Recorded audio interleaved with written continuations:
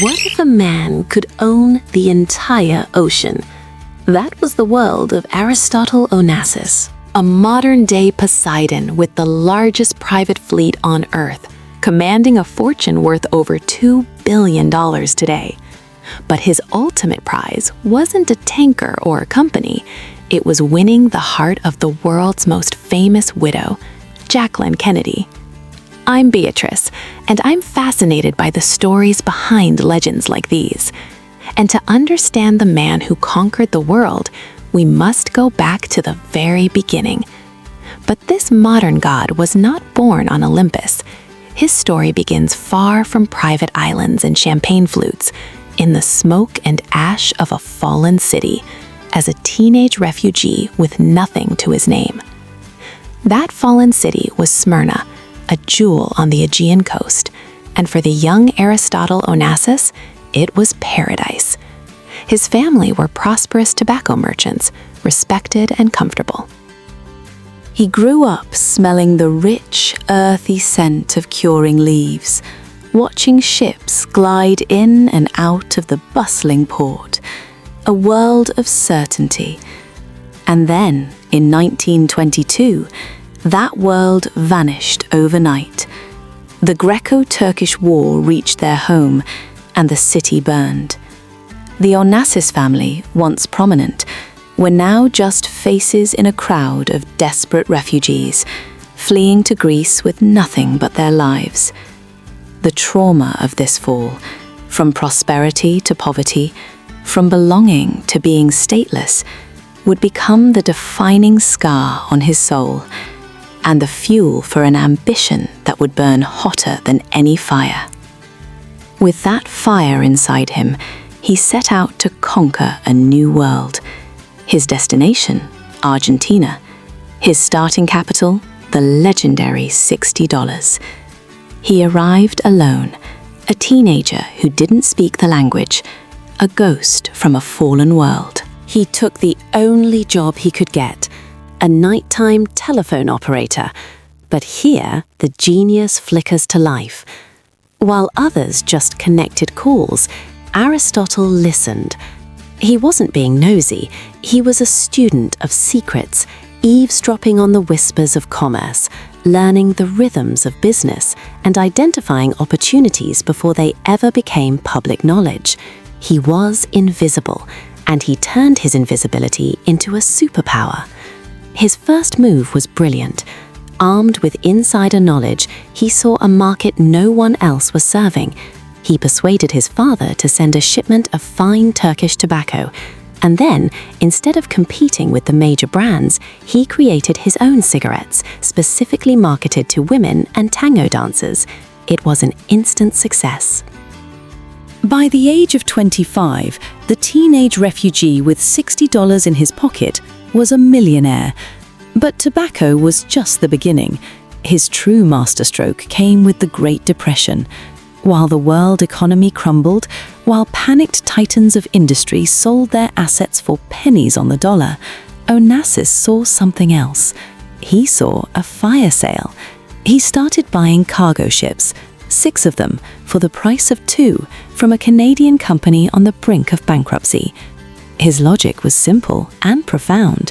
No matter how bad things got, the world would always need to move goods across oceans. While others saw crisis, he saw the foundation of an empire. He wasn't just buying steel, he was buying the future. He had built his kingdom of assets from nothing. But for a man like Onassis, financial power was merely the first conquest.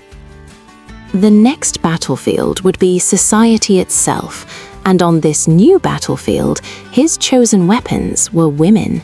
His ambition revealed a chilling dark side. His engagement to the beautiful Norwegian Ingeborg Dedechen was shattered by terrifying fits of drunken rage and violence. His first major move, however, was pure strategy.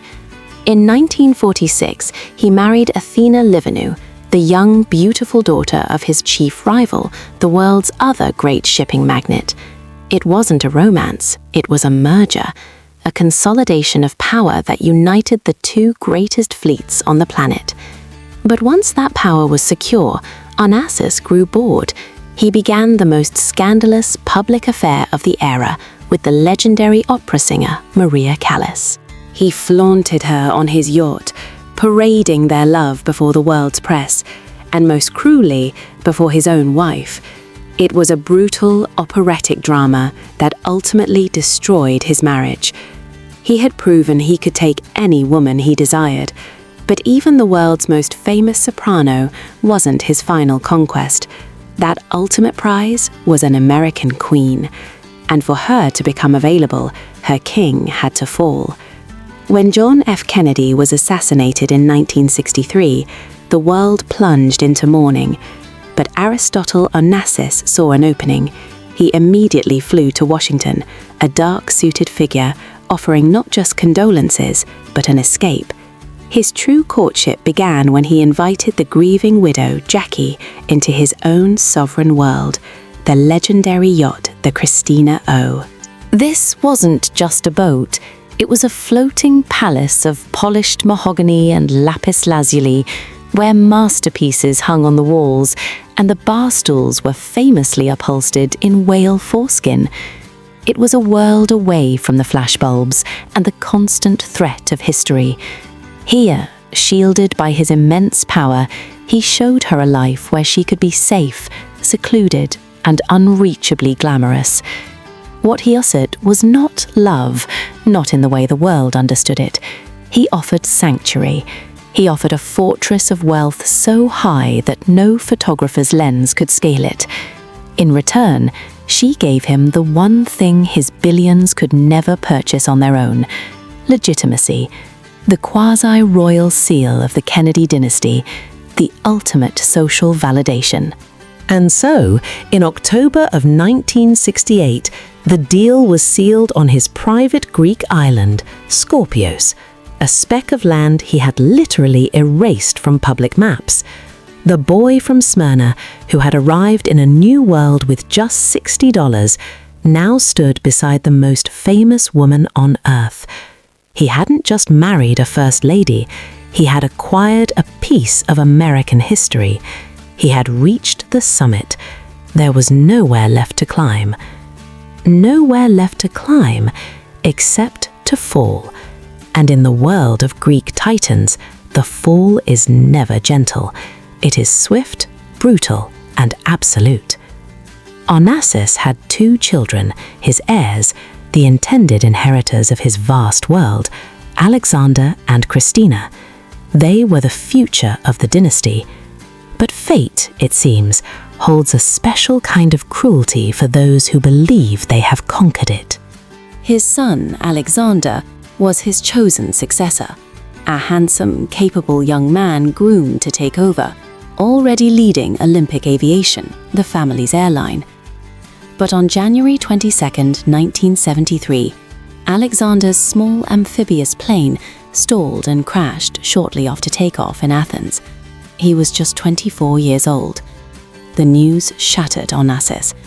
The man who owned the ocean, who moved mountains of steel across the globe with a single phone call, was utterly powerless to stop one small plane from falling from the sky. The fire that had burned so brightly since Smyrna was instantly extinguished. Friends said he aged a decade overnight. He became a ghost, haunting the corridors of his own empire, offering millions to anyone who could prove the crash was sabotage, unable to accept it was simply a tragic accident. He never recovered. The Titan was broken. Just 2 years later, in 1975, Aristotle Onassis died. The official cause was respiratory failure, but everyone who knew him knew the truth. He died of a broken heart. The curse, however, was not finished with his bloodline. The entire weight of the Onassis empire now fell upon his daughter, Christina. She inherited the fortune, but also the family's profound melancholy. Despite her business acumen, she battled depression, health issues, and a series of failed marriages. In 1988, she too was found dead from a heart attack at the tragically young age of 38. She left behind her own small daughter and a legacy that felt less like a gift and more like a golden burden.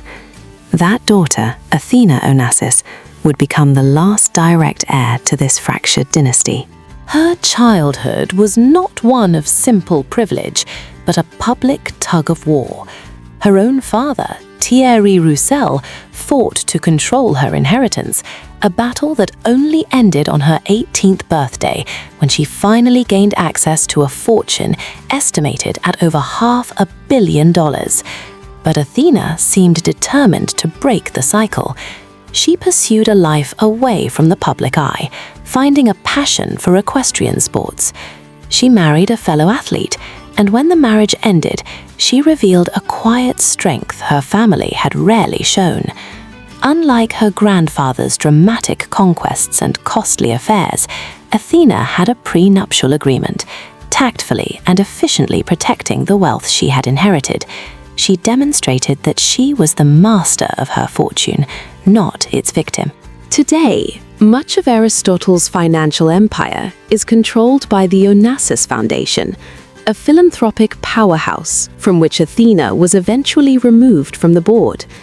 The great man's legacy endures, but in a way he may never have imagined, his name echoing in charity halls, while his last descendant chose a quiet life over a golden throne.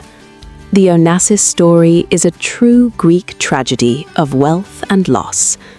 Which 20th century family saga fascinates you the most? Let us know in the comments.